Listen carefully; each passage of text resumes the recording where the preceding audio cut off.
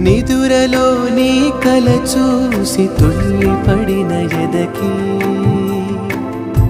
ఏ క్షణం ఎదురవుతావో జోల పాటవై ఆకలని అడగక ముందే నోటి ముద్ద నువ్వై